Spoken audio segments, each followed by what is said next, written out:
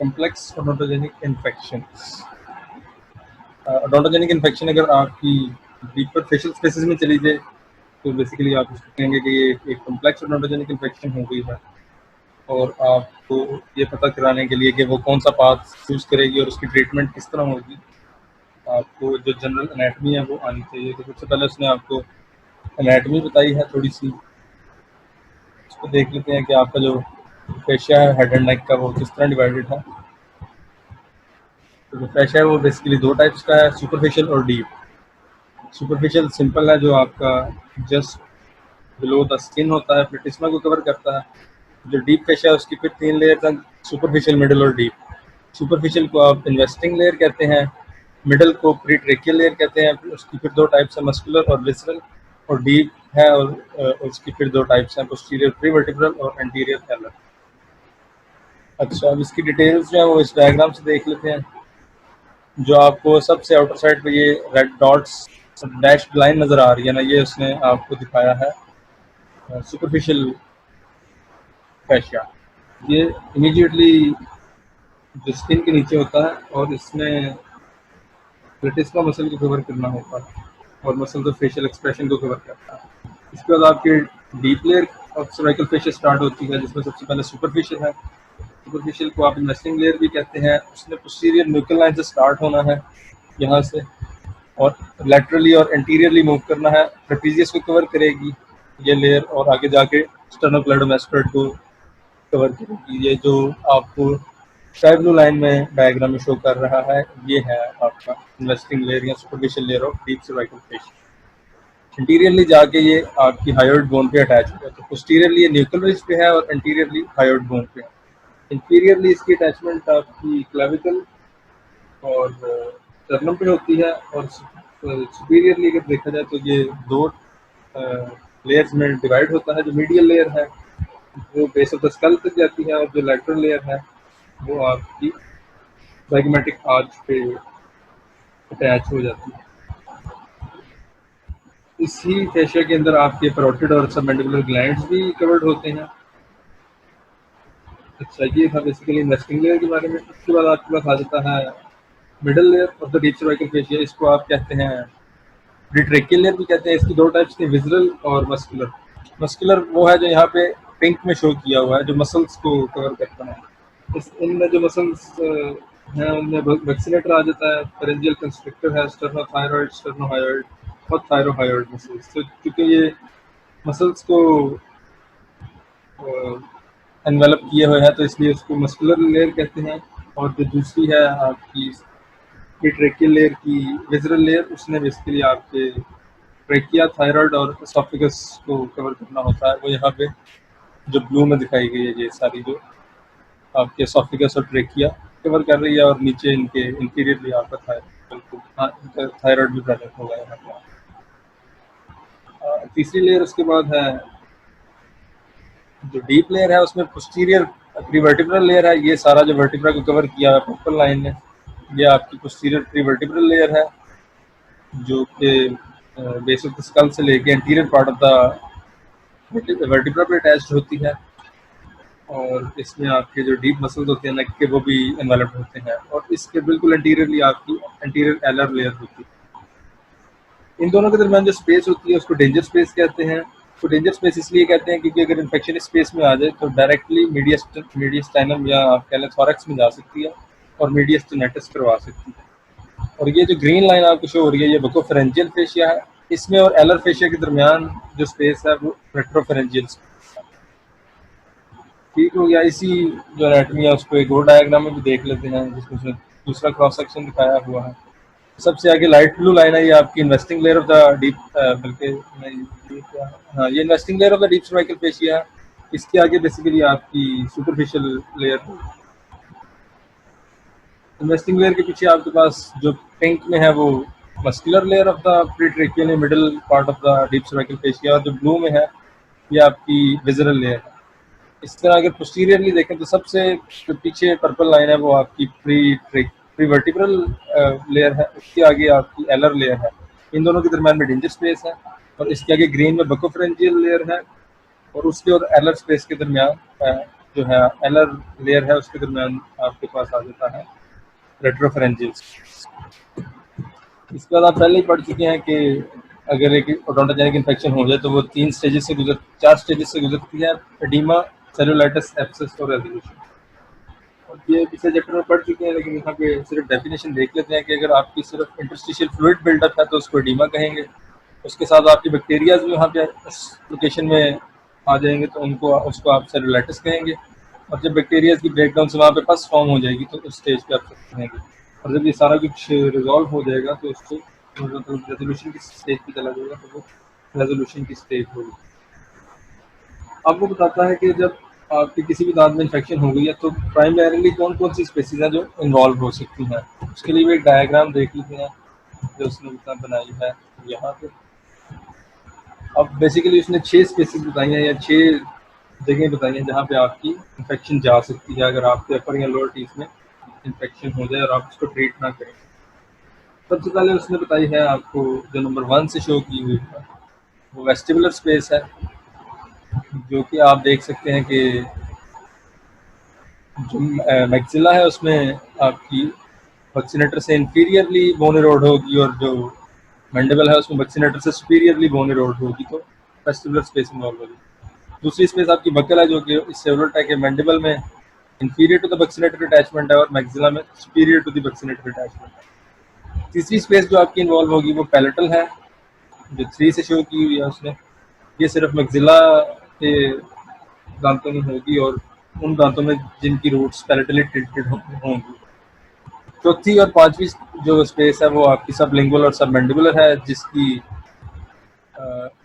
जो आपका differentiating point है वो माइलोहायोइड मसल है कि अगर superior to the mylohyoid bone erode हो रही है तो आपकी सबलिंगुअल स्पेस में जाएगी और इंफीरियर टू दैट है तो सबमैंडिबुलर स्पेस में जाएगी। और सिक्स्थ जो जगह है जहाँ पे जा सकती है प्राइमरीली वो ये है कि आपकी बोन इरोड करके वो साइनस कैविटी में चली जाएगी और साइनसाइटिस हो जाएगा।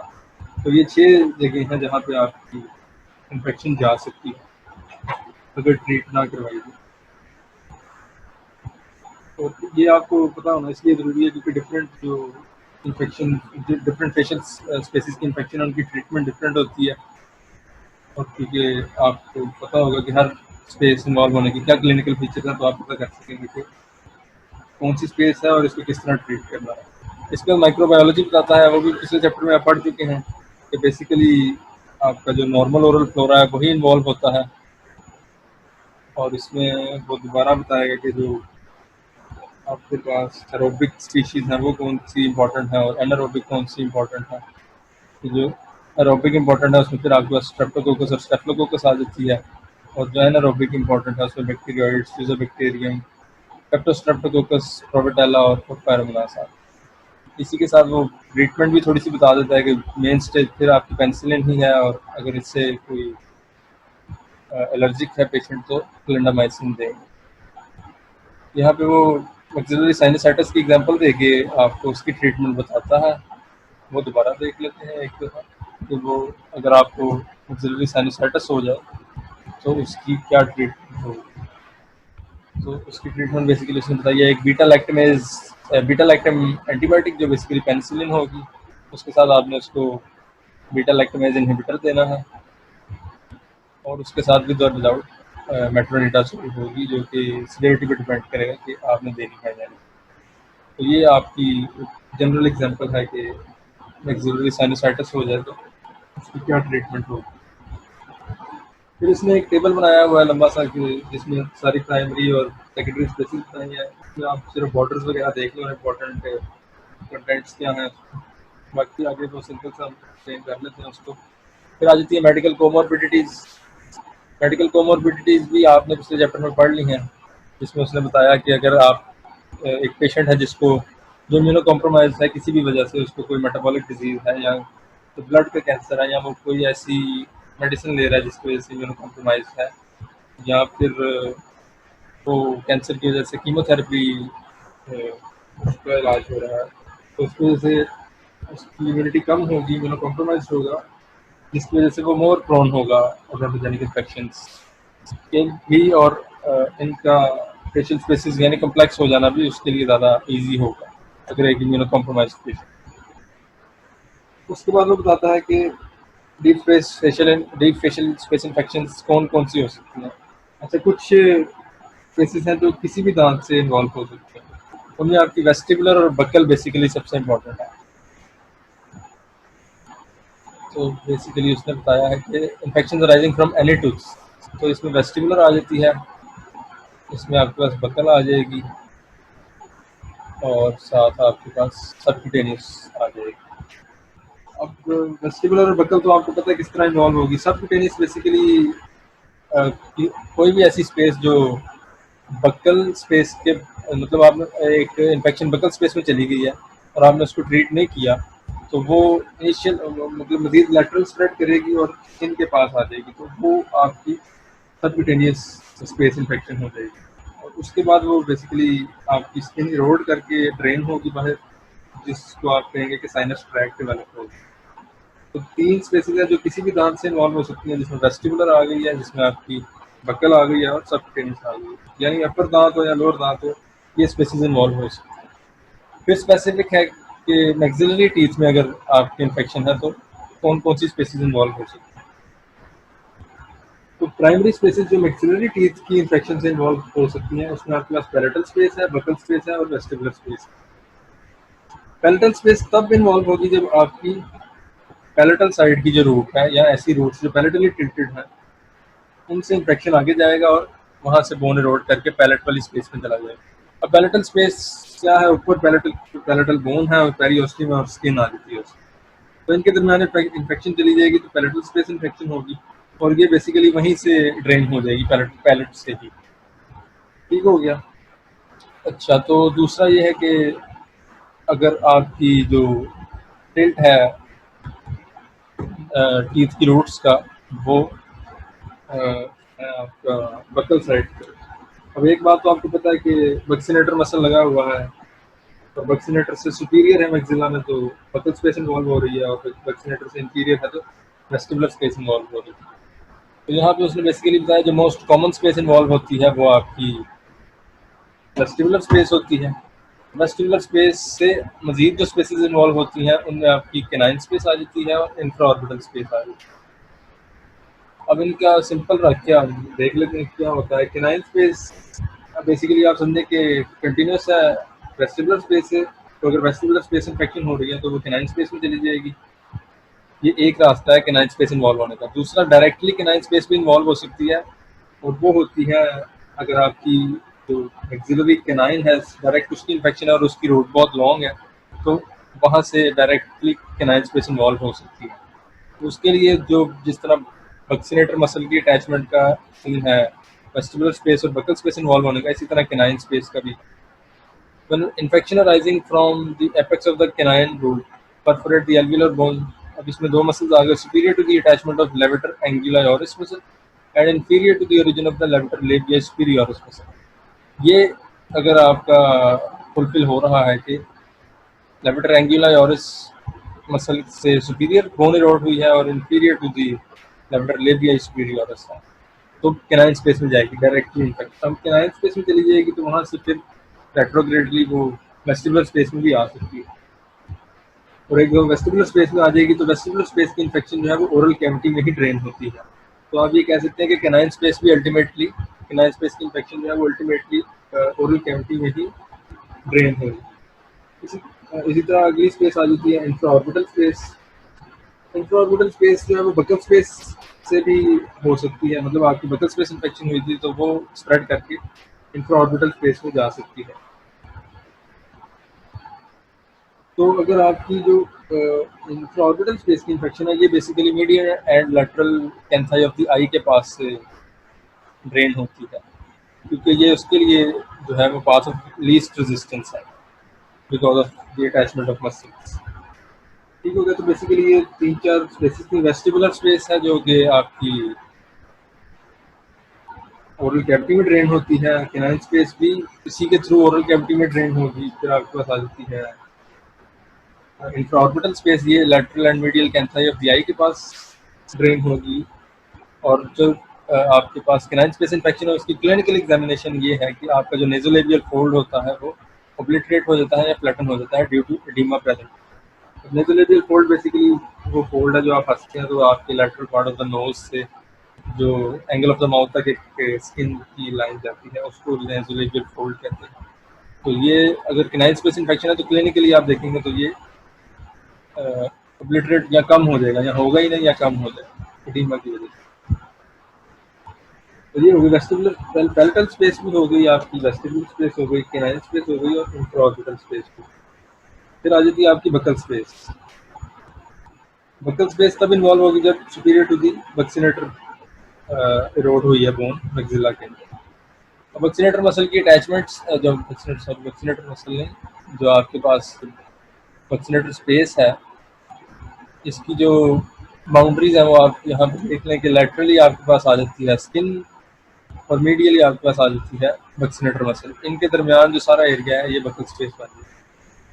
अब बकल स्पेस वो कहता है मैक्सिलरी मोलर्स जो हैं वो यूजुअली कॉज करते हैं क्योंकि उनके लिए वो पाथ ऑफ लीस्ट रेजिस्टेंस होगा और वो इजीली वहाँ पे स्प्रेड हो जाएगी। और इसकी क्लिनिकल जो आपकी क्लिनिकल इंडिकेशन है कि आपकी बकल स्पेस इन्फेक्शन हुई है तो वो skin irregularities of the zygomatic arch होंगी। तो ये वजह बताता है कि because the facial layer superficial to the arch are tightly bound to the bone and become edematous superficially. कि सुपरफिशियली जो लेयर्स हैं वो टाइटली बाउंड होंगी और एडिमा की वजह से वो एडिमेटस हो जाएंगी सुपरफिशियली, तो आपको स्किन इरेगुलरिटीज मिलेगी ज़ाइगोमेटिक आर्च को। ठीक हो गया ये। अच्छा जी, अब जो वेस्टिबुलर स्पेस इन्फेक्शन है उसकी जो क्लिनिकल आप अगर देखना चाहें तो वो सिंपल आपकी गम्स मतलब गम्स में तो नहीं होगी, जो आपकी वेस्टिबुलर्स में स्वेलिंग होगी वहाँ, तो आप उसको बकल स्पेस इन्फेक्शन को ज़ाइगोमेटिक आर्च के ऊपर जो रेगुलरिटीज है उससे डिफरेंशिएट। आखिरी जो स्पेस है वो इन्वॉल्व होगी जो मैक्सिलरी टीथ से, वो आपकी इंफ्रा टेम्पोरल स्पेस है। इंफ्रा टेम्पोरल स्पेस की डायग्राम उसने आगे बनाई हुई है, वो देख लेते हैं। ये है आपकी इंफ्रा टेम्पोरल स्पेस, ये है आपकी infra temporal space. Infra temporal space के बिल्कुल ऊपर डीप टेम्पोरल स्पेस होती है और ये बेसिकली कंटिन्यूस है। तो जो इन्फेक्शन इंफ्रा टेम्पोरल स्पेस में पहुंच जाएगी ये डीप टेम्पोरल स्पेस को भी इन्वॉल्व कर लेगी। Infra temporal space basically maxilla से पोस्टीरियरली प्रेजेंट होती है और जो थर्ड मोलर्स होते हैं उनसे इन्फेक्शन यहाँ पे पहुंचती है। अब इसकी बाउंड्रीज देख लें कि लैटरली आपके पास टेम्पोरालिस मसल आ रहा है, मीडियली आपके पास ये है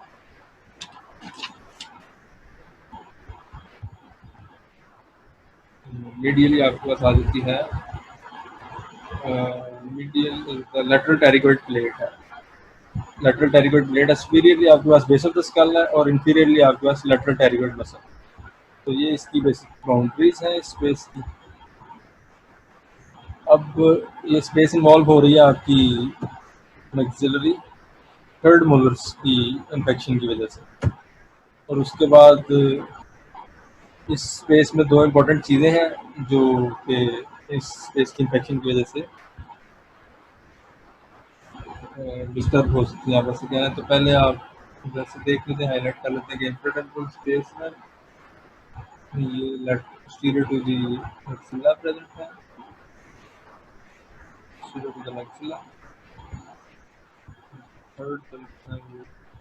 इस third molars most commonly effect करते हैं और इसमें दो चीज़ें इंपॉर्टेंट है। एक आपके पास आ जाती है branches of the internal maxillary artery और टेरिगोइड वेनस प्लेक्सस। अगर टेरिगोइड वेनस प्लेक्सस इन्फेक्ट हो जाए यानी इन्फेक्शन इसमें चली जाए तो बेसिकली इसके थ्रू फोरामिना और एमिसरी वेन्स के थ्रू ये सीधी कैवर्नस साइनस में जा सकती है, क्योंकि आपकी जो फेशियल वेन्स हैं उसके अंदर वेल्व्स नहीं होते तो रेट्रोग्रेड स्प्रेड को रोक नहीं सकते, तो डायरेक्टली आपकी कैवर्नस साइनस थ्रोम्बोसिस हो सकती है जो कि लाइफ थ्रेटनिंग है। और ये infection third molar spread to the infratemporal space. ये सारा कुछ इंफ्राटेम्पोरल स्पेस की वजह से। आखिरी चीज़ जो है, जो स्पेस तो नहीं है लेकिन मैक्सिलरी टीथ की वजह से इन्फेक्शन यहाँ पे जा सकती है, वो है आपकी साइनस, यानी वहाँ मैक्सिलरी साइनस में चली जाएगी तो उससे आपकी साइनसाइटिस हो सकती है। अगर floor of the maxillary sinus आपको परफोरेट हो जाए तो मैक्सिलरी साइनसाइटिस हो सकता है। अच्छा जी, अब उसने बेसिकली बताया है कि आपको पता ही है साइनसाइटिस क्या होता है और कैसे होता है, लेकिन वो कहता है कि यूजुअली जो डेंटिस्ट है या जो ट्रीट कर रहा होता है साइनसाइटिस, वो इस कॉज को इग्नोर कर देता है कि ओडोंटोजेनिकली भी स्प्रेड कर सकती है, और वैसे वो सर्जिकली या मेडिकेशन देता रहता है और वो ट्रीट नहीं होती। तो ये भी एक इम्पॉर्टेंट चीज़ है जो आपने देखनी है। अगर साइनसाइटिस है तो आप डेंटल चेकअप भी करें। उसके बाद वो क्लिनिकल फीचर्स बताता है। मोस्ट कॉमन क्लिनिकल फाइंडिंग्स इन मैक्सिलरी साइनसाइटिस जो है वो फेशियल पेन है, पोस्ट नेजल डिस्चार्ज है, कंजेस्शन। इसके बाद वो बताता है कि कौन कौन से ऑर्गेनिजम्स कॉज कर सकते हैं। तो इसमें आपके पास स्ट्रेप्टोकोकस है, पेप्टोकोकस है और बैक्टीरिया। इसी तरह के एरोजन स्ट्रेप्टोकोकस और स्टेप्टोकोकस है, बेसिकली वही आ जाएंगे जो आपके ओडोंटोजेनिक इन्फेक्शन करवा रहे हैं, वही ये भी करवा रहे हैं। तो जो साइनसाइटिस है वो आपके थर्ड साइनस में जाके पेरी ऑर्बिटल स्पेस को भी इन्वॉल्व कर सकती है, उसको कहेंगे प्री सेप्टल सेलुलाइटिस। अगर आपकी पेरी ऑर्बिटल स्पेस तक चली गई है तो वो प्री सेप्टल सेलुलाइटिस हो जाएगा, जो कि बाद में ऑर्बिटल सेलुलाइटिस भी में भी चेंज हो सकता है अगर फिर भी आप ट्रीट ना करें और वो स्प्रेड कर सकता है, ऑर्बिटल सेलुलाइटिस में कन्वर्ट हो जाएगा। और दूसरा वो ये बताता है कि यहाँ से आपकी इंफ्राऑर्बिटल वेन के थ्रू या इंटीरियर ऑप्थेल्मिक वेन के थ्रू या कॉमन ऑप्थेल्मिक वेन के थ्रू ये इन्फेक्शन केवर्नस साइनस में भी जा सकती है, जो कि आपकी केवर्नस साइनस थ्रोम्बोसिस करवा सकती है, जो कि फेटल हो सकता है और इमीडिएट ट्रीटमेंट की ज़रूरत होती है उस केस में। अच्छा, इसका जो रास्ता है वो आप ऐसे समझ लें कि इंफ्राऑर्बिटल वेन जो है वो इंफ्राऑर्बिटल स्पेस में जाती है। इसी तरह इंटीरियर ऑप्थेल्मिक वेन जो है वो इससे मिलकर कॉमन ऑप्थेल्मिक वेन बनाएगी, जो कि सुपीरियर ऑर्बिटल फिशर के थ्रू केवर्नस साइनस में जा सकती है। ये बेसिकली सारी स्पेसिस थी जो कि मैक्सिलरी टीथ के इन्फेक्शन से इन्वॉल्व हो सकती है, जिसमें आपकी वेस्टिबुलर स्पेस थी, पैलेटल स्पेस थी, canine space, infraorbital space, buccal space और एंड में मैक्सिलरी साइनसाइटिस हो सकती है, और साथ इंफ्रा टेम्पोरल स्पेस थी।